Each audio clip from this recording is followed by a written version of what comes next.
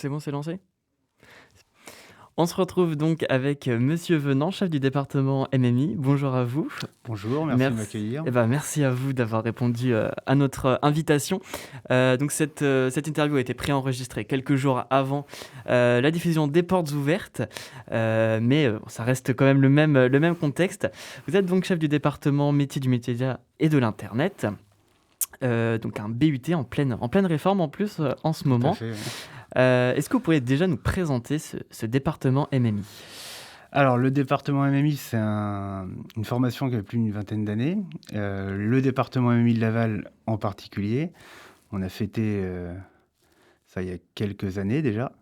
Mmh. Donc, c'est une formation qui va former des professionnels de la conception et de la réalisation de produits et de services multimédia. Donc, en particulier, c'est une formation qui tend à développer chez les étudiants des compétences pluridisciplinaires. Mmh. Alors, à la fois dans le domaine du multimédia, en particulier de l'Internet. Et à noter que c'est la seule formation publique post-bac dans ce domaine précis. C'est compliqué d'en trouver un en Oui, post-bac, ouais, je sais bien. surtout que c'est une formation pluridisciplinaire, c'est ça aussi la force, Ouais. Alors, par pluridisciplinaire, souvent on entend 3 pôles. On reviendra après sur les notions de but, etc. Mais très souvent, on va retenir l'information, la communication.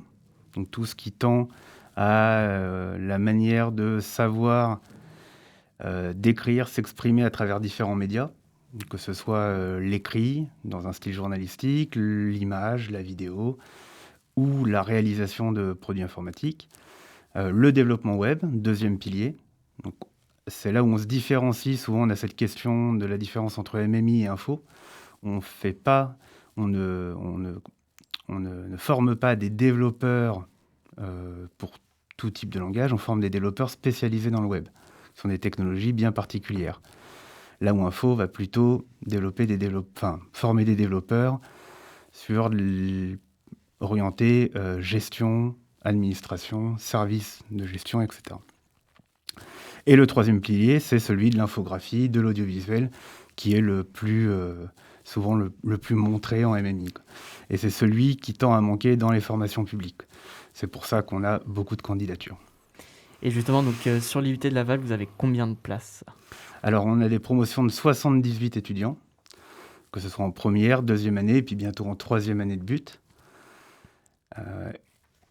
en confondant aussi bien les formations classiques que l'alternance que Mmh. l'on propose dès la deuxième année. L'alternance dont on parlera un peu plus tard donc Mhm. dans cette journée aussi et donc vous nous avez présenté surtout, cette partie, MMI. Vous êtes enseignant aussi au sein de Oui, ce département? alors, je suis enseignant en développement web au sein du département. Puis après, j'enseigne à l'IUT aussi dans le département informatique. Et plus précisément, je suis enseignant-chercheur. Donc D'accord. la moitié de ma journée, je la passe à faire de l'enseignement, l'autre moitié à faire de la recherche et la troisième moitié à faire de l'administratif. D'accord.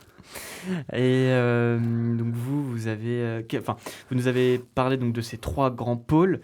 Quels sont vous avez aussi 80 places, donc c'est très limité. Chaque année, vous recevez beaucoup de candidatures, j'imagine? Ouais, un peu plus de 1000. Il faut faire un bon choix du coup et un bon tri? Ouais, alors je vais pas utiliser le mot tri, Oui. c'est quand même pas très gentil pour les candidats. Mais oui, la sélection est particulière. Donc, en ce qui concerne cette sélection, il faut comprendre que le rectorat nous impose de base de recruter 50% de bacs technologiques, Mmh. 50% de bacs généraux. Donc ça, on n'a pas le choix, on ne peut pas en déroger. D'accord. En ce qui concerne les profils de candidats qu'on va rechercher, donc chez les bacs technologiques, on va recruter dans 3 filières, principalement STI 2D, tout ce qui est donc la formation sciences et technologies de l'industrie et du développement durable, mais également STMG, sciences, technologies du management et de la gestion, et ST2A, sciences, technologies du design et des arts appliqués. En ce qui concerne les bacs généraux, on recrute sur les 3... Enfin, il y a une réforme maintenant, donc je vais Oui. éviter ça. On ne demande pas de spécialité ou d'option particulière. D'accord. Donc, il n'y en a aucune qui est obligatoire pour venir chez nous. En revanche, on conseille fortement aux étudiants de prendre une option ou une spécialité scientifique. D'accord. Et on y reviendra, quel que soit le parcours vers lequel ils se destinent. Donc, on en parlera après. Avoir une spécialité scientifique comme ISN ou mathématiques est importante pour venir C'est chez ça. nous. La nouvelle spécialité NSI peut être Ouais. un bon point quand même pour booster le Ah, dossier. oui, je vous la conseille fortement. Pour vous, la doublette parfaite, ça serait... Alors, je vais pas proposer une doublette parfaite parce que justement, l'intérêt d'avoir un bac avec des spécialités, des Oui. options, c'est d'avoir une pluralité des profils. Donc, on va pas être à la recherche d'une doublette d'options. Par contre, ce qui va nous intéresser, indépendamment des options choisies, c'est que le candidat ait un attrait, que ce soit à travers ses choix scolaires ou des choix extrascolaires, dans le numérique, le développement web, et également dans un domaine artistique, D'accord. de la création graphique, quel qu'il soit. Donc de l'infographie, de la photo, de la prise de son. Donc- C'est là-dessus qu'on va vraiment regarder. Donc les projets personnels à côté sont aussi très valorisés et sont aussi Ouais, donc, à fait. importants et presque Mmh. essentiels pour intégrer cette filière. Sur les critères d'évaluation qu'on a, donc nous, on regarde manuellement tous les candidats, tous les dossiers de candidature, à raison à l'aveugle de 2 recruteurs par dossier. Mhm. Et on va aller regarder évidemment les notes, les appréciations des enseignants, à savoir le sérieux, est-ce qu'il y a des bavardages ou pas. Et puis bien entendu le dossier de motivation, et c'est là où on va aller regarder les projets personnels. Alors c'est pas une obligation, hein, on peut très bien intégrer MMI sans avoir fait de projet dans le domaine du multimédia auparavant.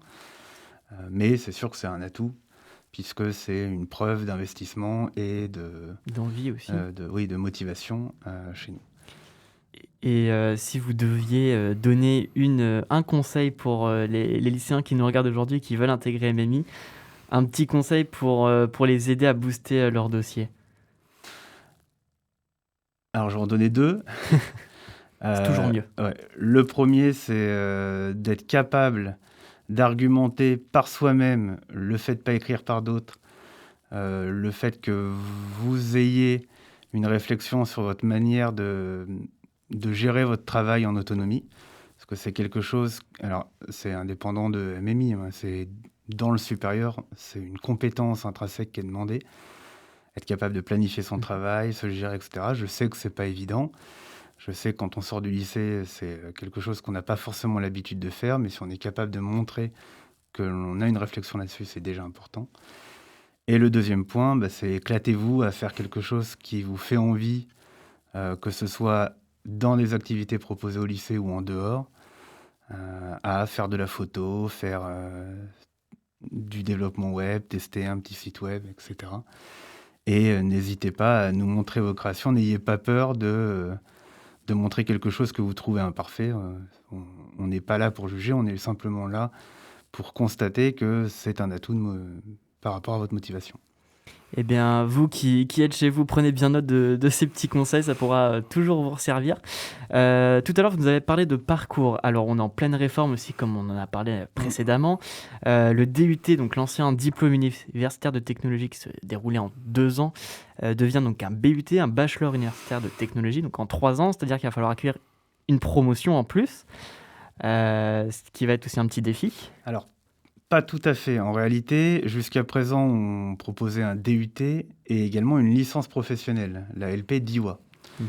La LP DIWA va disparaître au profit de cette 3e année. D'accord. Alors, a priori, il va quand même y avoir une augmentation de la population étudiante, puisque la LP DIWA, c'était une vingtaine d'étudiants à peu près. Et on devrait être en mesure aujourd'hui d'accueillir jusqu'à 78 étudiants en 3e année.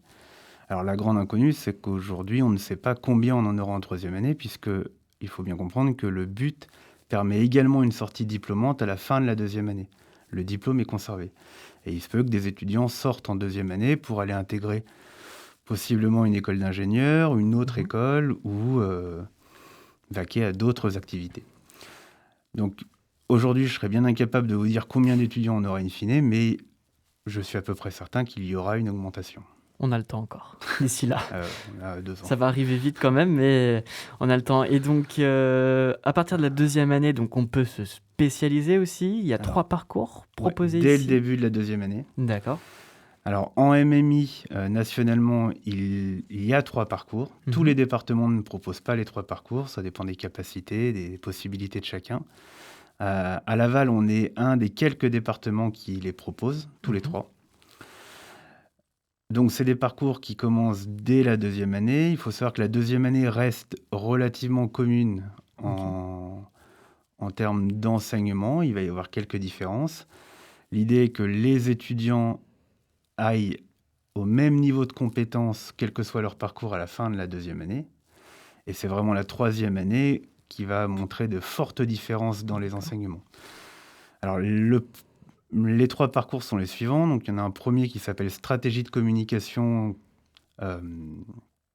numérique et design d'expérience, qui va mettre plutôt l'accent sur l'information, la communication et le web marketing, qui prend de l'ampleur par rapport à ce qui était proposé avant dans le DUT. Il va y avoir un parcours création numérique qui, lui, met l'accent sur la création graphique et l'audiovisuel. Donc, on va aller plus travailler l'approche artistique, l'infographie, le travail du son, le travail de la vidéo. Et un 3e parcours, développement web et dispositifs interactifs, qui, comme son nom le souligne, va mettre l'accent sur le développement d'applications web, de sites web et la programmation dédiée au multimédia dans son ensemble. Très bien. Alors, je précise, ça reste un diplôme MMI, quel que soit le parcours. Le parcours a bien sûr plus d'importance que les spécialisations qui existaient en 2e année de DUT. Mais il y a quand même un tronc commun important. Et c'est véritablement dans la 3e année que l'on va avoir cette distinction. Mais il y a quand même des implications, on pourra en reparler, notamment si l'on veut faire de l'alternance. C'est la question que j'allais vous poser, justement. Voilà, trouver un contrat en accord avec son parcours. D'accord. Alors, il ne faut pas non plus paniquer sur ce point-là, puisqu'il faut regarder cette contrainte à l'aune du bassin professionnel dans lequel on est. À Laval, en Mayenne, en Sarthe, en Bretagne, plus largement, on a aujourd'hui pu constater que la majorité des contrats d'alternance qui étaient proposés étaient des contrats où l'on cherche un peu un couteau suisse, c'est-à-dire vraiment le côté pluricompétence de MMI. Donc ça va être un contrat où on va vous demander des missions assez diverses, généralement autour du déploiement d'une stratégie de communication. Il va falloir faire un peu d'image, être capable de faire une interview au pied levé, faire un petit peu de développement sur les réseaux sociaux, etc. Donc c'est typiquement des contrats qui peuvent rentrer facilement dans les 3 parcours. Reste à avoir une bonne communication auprès de l'entreprise pour leur signifier que l'étudiant, à partir de la 2e année et surtout en 3e année, ira développer certaines compétences et pas d'autres. Après, on a quand même quelques contrats assez spécialisés, par exemple très développement web ou vraiment orientés sur l'infographie. Et là, évidemment, on s'attendra à ce qu'il y ait une cohérence entre le parcours choisi et la mission. D'accord. Alors, pour terminer cette interview, pourquoi, une question simple, pour conseiller nos lycéens qui ne savent pas où aller, ça arrive à beaucoup de lycéens qui ne savent pas dans quoi s'orienter, etc. Pourquoi faudrait venir en MMI et pourquoi plus particulièrement ici, à Laval ? C'est le moment de faire votre pub. Alors, pourquoi en MMI ? On l'a un peu dit tout à l'heure, c'est l'unique formation publique qui va proposer ce triptyque autour de la création graphique, audiovisuelle, l'information communication et le développement web. Donc c'est un profil qui est de plus en plus demandé aujourd'hui, avoir cette multicompétence, être capable de s'adapter aux besoins dans une campagne de communication, campagne multimédia qui va venir soutenir une activité économique, associative. C'est un profil de plus en plus recherché. Toutes les entreprises n'ont pas la capacité d'aller payer des services d'entreprises spécialisées dans l'infographie, dans le développement web, c'est assez onéreux. Donc avoir quelqu'un qui est capable de gérer tout ça et de rendre tout ce plurimédia cohérent vis-à-vis de la stratégie de l'entreprise, c'est un atout. Pour les étudiants, c'est une formation qui alors, a tendance à plaire parce qu'elle elle est variée. Elle propose différents enseignements, elle propose différents points de vue. On a un alliage qui est entre l'art et le numérique, entre l'art et les sciences, qui est assez intéressant et assez original. Donc ça, c'est un atout. Sur la deuxième partie de la question, Pourquoi l'IUT de pourquoi Laval? Laval en particulier? Alors, le site de Laval, c'est un site qui est à échelle humaine, c'est pas un énorme site. Donc, c'est un site qui va favoriser l'échange humain entre étudiants, qui va favoriser la dynamique de petits groupes. C'est également une formation qui propose les 3 parcours. Ça reste quand même un atout par rapport à d'autres, puisqu'on peut venir à Laval sans être certain au début du parcours que l'on va choisir, mais tout en sachant on aura toutes les chances de rester à Laval sur ces 3 années. Et c'est un bassin d'emploi très dynamique qui propose de nombreux contrats, que ce soit, on a parlé de l'alternance, mais à l'issue aussi du but, si l'on veut rentrer tout de suite dans le monde professionnel, on peut facilement trouver un emploi en accord avec ses souhaits sur Laval, enfin sur la zone de la Mayenne et de la Sarthe et de la Bretagne à plus grande échelle. Bien, merci beaucoup d'avoir répondu à nos questions, d'avoir présenté donc cette filière et le BUT MMI à Laval.